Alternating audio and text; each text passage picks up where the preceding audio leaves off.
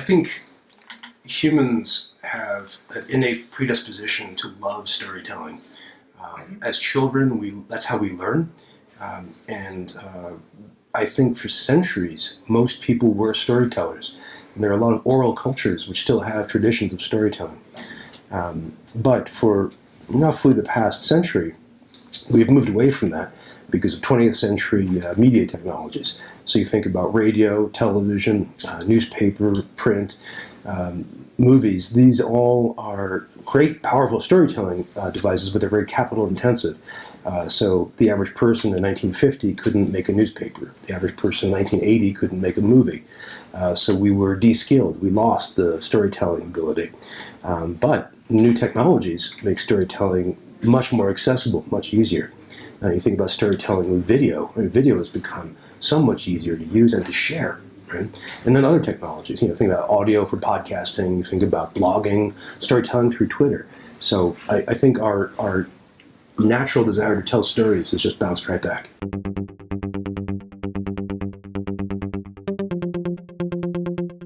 Well, if you think about stories, whenever people invent a new communication technology, we think of a way of telling stories with it.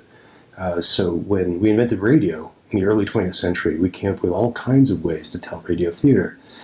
You think about TV, and it rapidly came up with the telenovela, for example, as a method that makes sense for TV. So, as we come up with new media, I always look for storytelling. So with blogging, for example, a blog looks like a diary. Well, we know how to tell stories with diaries. There are a lot of novels that are based on diaries. So there are many examples of people telling blog-based diary stories. If you look at Twitter, that sounds harder, right?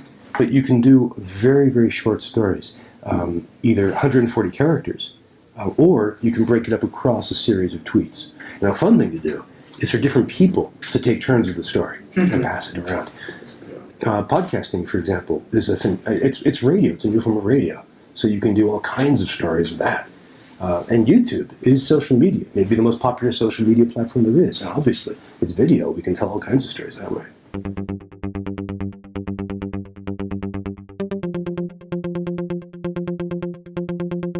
Well, digital storytelling develops a whole series of skills. So first, there's obviously the technical skills, right? So I teach a workshop inspired by Story Center. It's a 3-day workshop. And we teach people how to make a 3-minute digital video. So we teach them very, very basic videography. We teach them how to use an easy editor. So we use iMovie or Windows Movie Maker. And we don't teach them a full tool. We teach them just enough to get it done. We teach them a little audio recording so they can record a voiceover. And we don't teach them how to edit it. We just basically record it and put it in. Technologies like that. And at the very end, we teach them either how to burn a DVD or how to put it up on YouTube.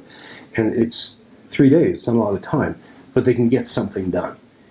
And so they have those technical skills.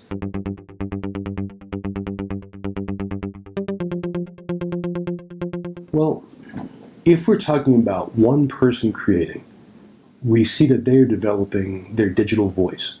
So much like if you teach someone to sing, they develop their singing voice. But if you teach someone to make a video or to make a podcast, their unique style begins to come out. As much like when you learn writing, your own writing voice comes out. I mean, you're an editor, you know how this works, right? Yeah. So we get, with their digital voice comes out.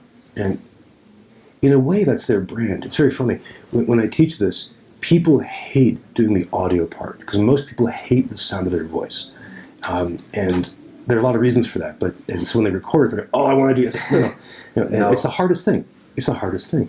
But then they hate it. But then when I play it for somebody else, total silence because everyone's listening to it. Yeah. Because somebody else's voice is magical to us. It means so much. It's more than a thumbprint. It's so unique and individual. And so hearing that, that's a brand. Now, if you make a bunch of videos or whatever content you make, a bunch of digital stories. Then you think, okay, how am I going to organize this? So, do you make a YouTube channel, for example? Do you make a standalone website for it? You think, is there a pattern that emerges from these? I did a bunch of stories and I realized the pattern was books. I was doing stories about books. Oh, okay. So I can make a site, Bryan stories about books or whatever. So the branding can appear organically that way.